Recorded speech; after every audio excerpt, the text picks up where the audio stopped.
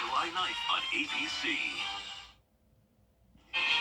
Today we had just a little bit of heat relief with temperatures topping off in the upper 80s, but we are heating back up starting tomorrow, low 90s, heat index of around 100. And then to end the week, we were going to be much hotter than that. I'll have all those details coming up. Right now on News Channel 6 and 7, Aiken County is looking to improve traffic on East Pine Log Road. We'll take you to the public meeting. Also ahead, an arrest made in the death of a Barnwell teenager. We'll take you inside the bond hearing. Fireworks and PTSD, how you can celebrate Independence Day and still respect our veterans. As your News at 7 starts now. Live from Television Park, this is WJBF News Channel 6 at 7. Good evening, everyone. You're watching News Channel 6 at 7. I'm Dee Griffin. Thanks so much for joining us. Coverage you can count on begins as Aiken City leaders hearing input on ways to improve traffic along Whiskey Road. Graham Lee is live at Odale Weeks with more. Graham. Well, Dee, that meeting just wrapping up a second ago, and it gave the public a chance to hear discussions about the long-awaited house connector. Now, Aiken City Council, they've been talking about doing this for a while, and it came up last year in a conference known as New Horizons, but this project is a huge deal for people on Aiken's south side, and it's because it's going to connect Whiskey and Powderhouse roads. The first phase will extend Centennial Avenue and expand Oak Grove Road. Now, at the meeting tonight, the public was able to look at displays for what the plan in details, and they had information handouts, as well as 2 drop boxes for comments to be dropped. Now, they didn't have a podium for people to make comments, but they were able to drop their own comments in those boxes to let Aiken County leaders know what they're saying. And speaking of feedback, we were able to get some of those residents on camera.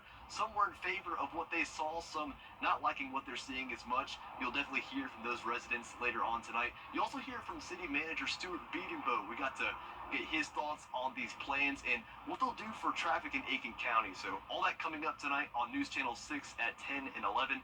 For now, live in Aiken, Graham Lee, WJBF, News Channel 6. Back to you, Dee. All right, thanks a lot, Graham.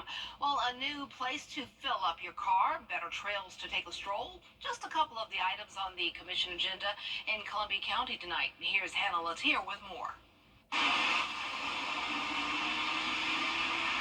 A bigger agenda item is a rezoning and variance request for 3 acres of a 360-acre parcel of land at the intersection of William Few Parkway and Columbia Road.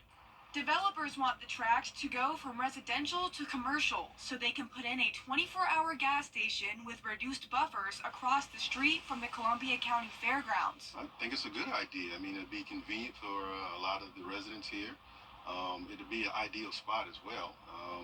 So I'm all for it. This time last year, developers were trying to get the same piece of land rezoned for a Circle K gas station, but it was denied by commissioners. And although the county's planning commission is recommending disapproval again, people I spoke to are all for it this go around. I mean, the gas station is not going to be that one factor that all of a sudden we can't get around. It's just we're growing in this area right here. And I think because of that, that gas station would be a plus. Personally, I think it would be a good idea, because I know a lot of times whenever I'm coming home, I've got to go back into town or go back down Columbia Road to get gas. I think it'd be a good idea. Another thing going before the board is a $21,000 design contract for the final phases of the Uchi Creek Greenway Improvement Project. Paid for by the Transportation Investment Act, it's to finish paving 10 feet wide paths on remaining parts of the trail. We just moved here a couple years ago, so we only just found this area, and I love it. I think they've done great with it. A lot of people use these trails and stuff, so expanding on it or doing any kind of a construction on it would actually benefit. It's funny, as we pulled up, she even said, "Are the rocks going to pop our tires?" And I was like, no, it's not. But yeah, I mean, pavement would absolutely probably be better. In Columbia County, Hannah Latier, WJBF News Channel 6.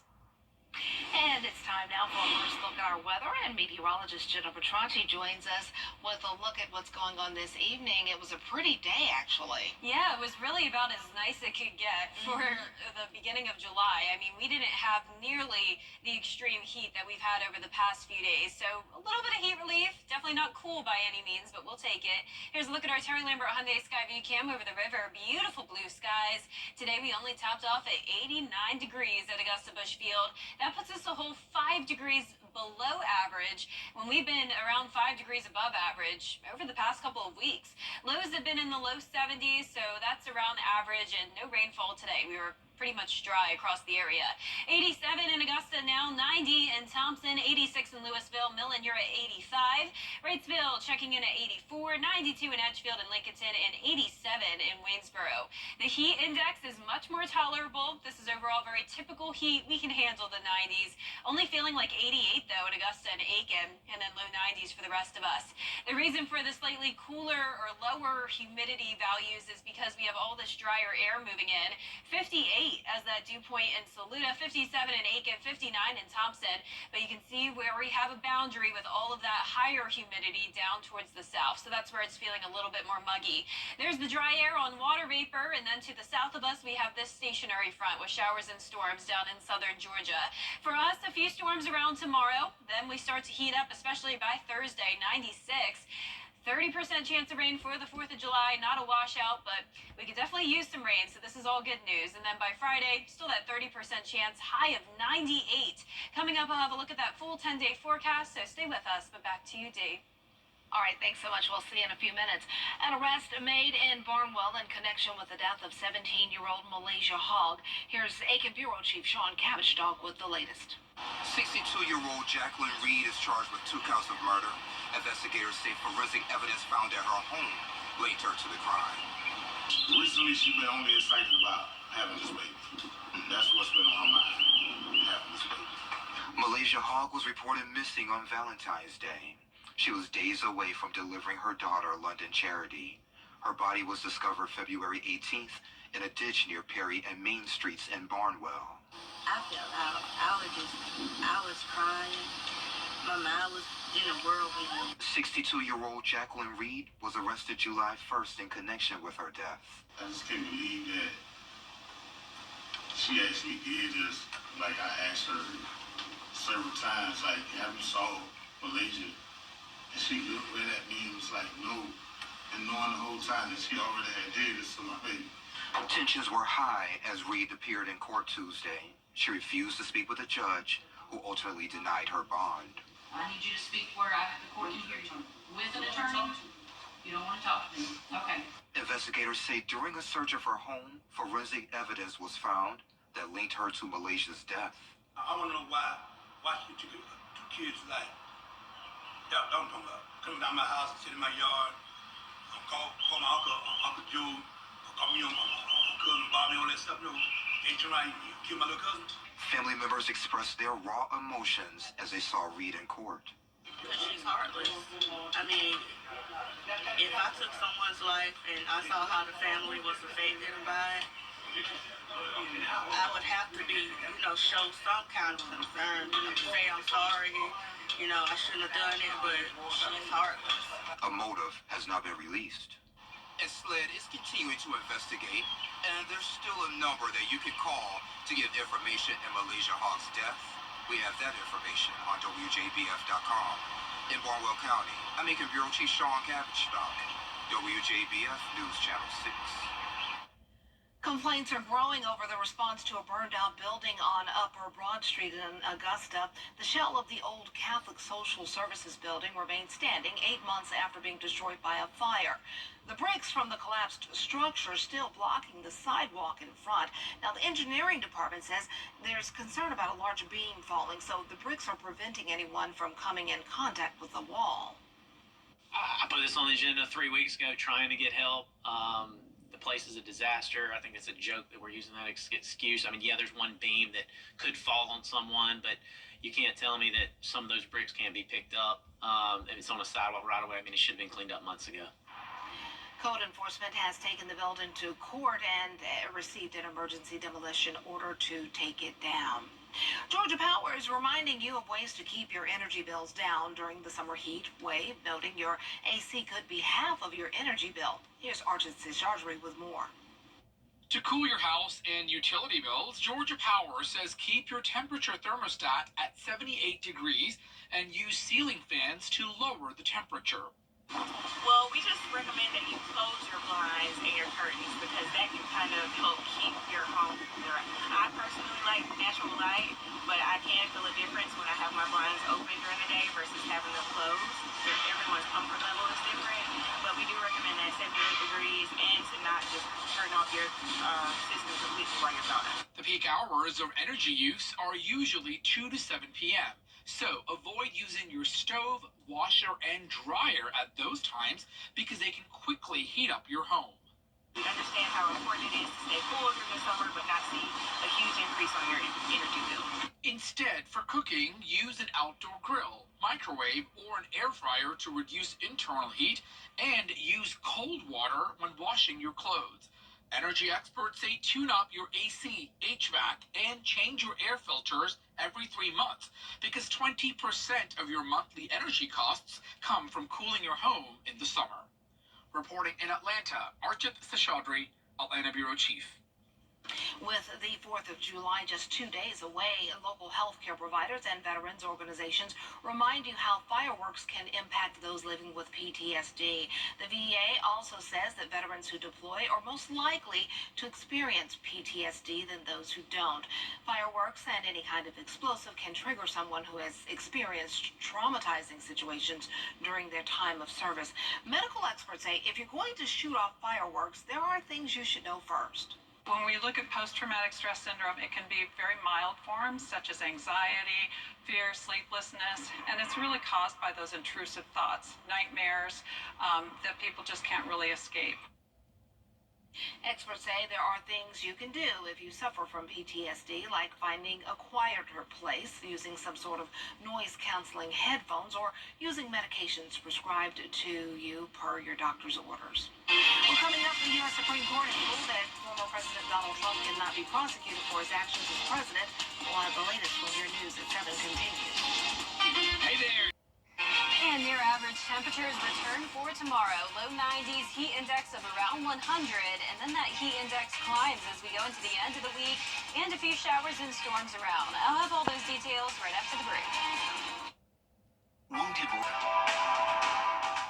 Every day, ordinary people in the CSRA do extraordinary things to serve our community. Each month, News Channel 6 recognizes these outstanding volunteers with the Giving Your Best Award. Do you know an everyday hero who goes the extra mile to help others? Nominate them for the Giving Your Best Award by visiting WJBF.com and filling out the entry form. Sponsored by Science Co., Piedmont Augusta, Security Federal Bank, and News Channel 6. To know the weather, you need to see the whole picture. That's why Live Fiber 6 gives you the Skyview network. Get a live view of traffic and weather from all over the CSRA. Available online 24 hours a day at WJBF.com and a free Live Fiber 6 mobile app. The WJBF Live Fiber 6 Skyview network, powered by Terry Lambert Hyundai. Low prices, big selection, and committed to quality customer service. Now, your most accurate forecast with WJBF Live Fiber 6. Welcome back. I hope you're having a wonderful Tuesday and enjoying this slightly cooler air. It's also a beautiful day. Here's a look at our Terry Lambert Hyundai Skyview Cam at Wellstar MCG Health. Plenty of sunshine sitting in those upper 80s. Only feeling like 88, so much improved temperatures from the past couple of weeks. Southeast winds of 6 miles per hour, dew points a bit lower in the low 60s, and around the CSRA we're sitting in the low 90s and even some 80s. 90 in Crawfordville and Sparta, 91 in McCormick, 86 in Bamberg, and only 84 down in Allendale and Sylvania. We have a stationary front to our south, keeping most of the moisture down in Florida. That's where there's showers and storms. For us, it's pretty much dry outside. We're also still keeping a close eye on Hurricane Beryl that made a landfall yesterday in the Windward Islands and eventually made it to Category 5 strength late last night. Now it's a Category 4, but barely. The winds are just 1 mile per hour shy of being a Category 5, so it's still not showing much weakening so far.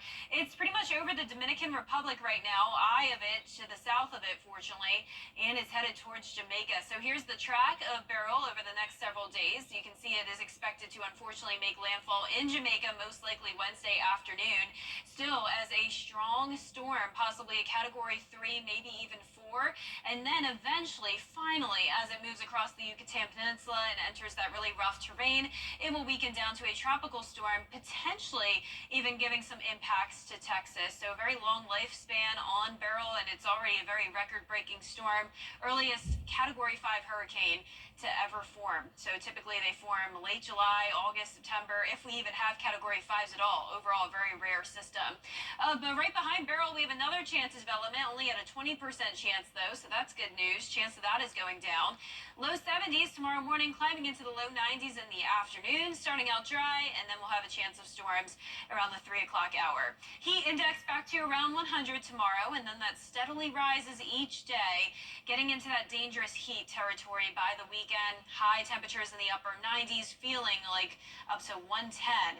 So for the 4th of July, will be a very hot one. Remember to stay hydrated. 96, and not a lot of heat relief from the rain. It'll just be spotty showers and storms over the next couple of days. Tonight will be dry, and tomorrow morning will be dry as well. The stationary boundary tries to lift up towards the north, and that brings us a bit more moisture for Wednesday and Thursday afternoon. Few pop-up showers and storms by late night, 4th of July, possibly some rumbles of thunder and lightning there, but not enough to worry about or cancel your plans by any means. Lows tonight will be in the upper 60s, the low 70s. Highs tomorrow will be in the low 90s, near average. And your 10-day forecast showing the temperatures rising to 96 on Thursday, 98 Friday and Saturday. And the heat continues into next week with scattered showers and storms around. Best chance of rain will be Sunday. Back to you, Dee. After meeting with Austin, I felt really reassured that we made the right decision. We could kind of focus on recovering while he handled the legal side of things. The law firm makes me feel like I'm part of their family. They were very good, professional. The settlement that I received was life-changing. They took all the pressure off. They were handling everything. I was told, we don't want you to worry about this. We have this for you. Get Austin Jackson, the Augusta guy. I can't wait to dig into my... Get St. Crawford on the line. Call 999-9999. Live 5 for 6 mobile app. Download it today. The WJBF Live 5 for 6 Skyview Network is sponsored by Terry Lambert Hyundai. Low prices, big selection, and committed to quality customer service.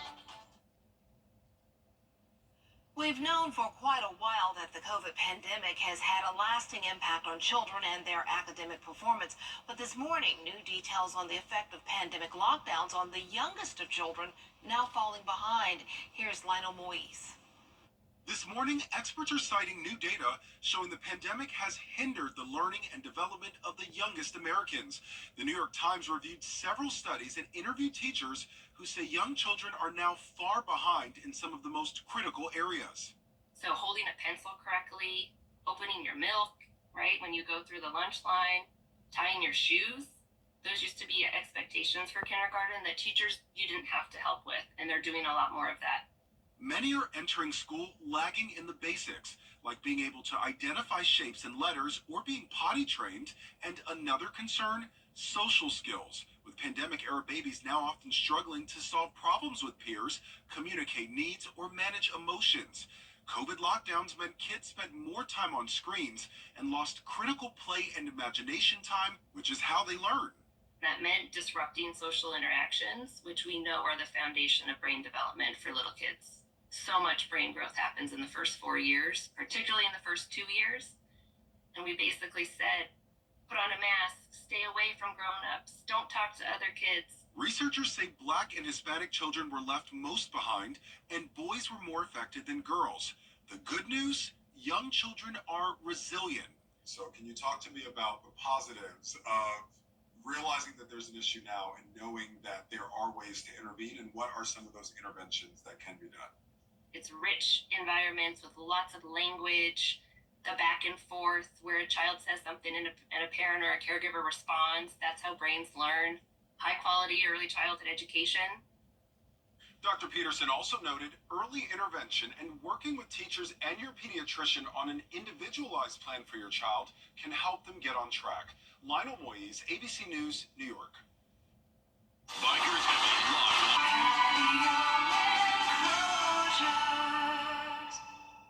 You and me, we're the best of friends, and we'll stay together to the end. For years, Freddie the Forecaster has been a true friend to our community. We're the best of friends. Enter to win your very own Freddie bobblehead today at WJBF.com. Sponsored by Alpha Insurance. Bikers have a lot to look out for. Elections are coming up in Britain, just like we're having elections as well. And this candidate is trying really hard to be relatable. Take a look.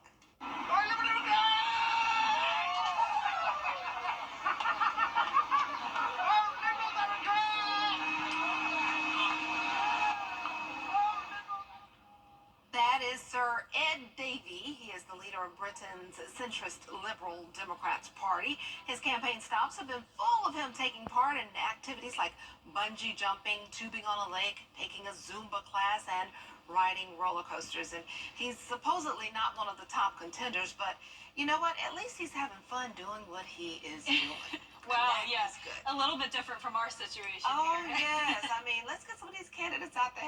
Let's Oh, I play know, pickleball with the candidates. That would win my vote. Yeah, they get everyone's vote and make Yeah. everyone a little bit more friendly with each other. I think we'd all relaxed. agree on that. I would like that. Well, our 10-day forecast showing the temperature is heating up this week, especially on the 4th of July. High of 96, 98 Friday through Saturday, and then a few showers and storms around. Better chances of rain by Sunday. All right, well, that does it for us. Thank you so much for joining us. We're always with you at WJBF.com. Entertainment Tonight is next.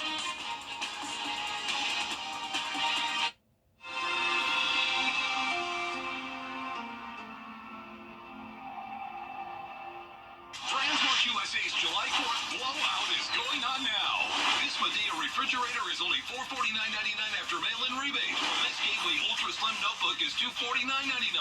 Going on now at Transmark USA, located in Augusta Exchange. Hi, this is Anna Christina. Jimmy's Home Furnishings is the CSRA's Ashley Furniture low price leader with savings throughout the store, like this queen bedroom group, or this one, your choice for just $1989.99, or this beautiful table and chair set for $1649.99, or this set for $1199.99.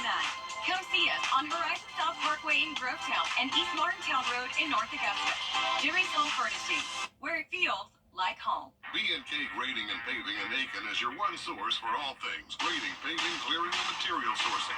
We provide containers in 3 different sizes, 30, 20, and 10 yards, to accommodate our customers' needs. Our project team is equipped to handle any clearing, excavation, grading, and paving jobs regardless of size.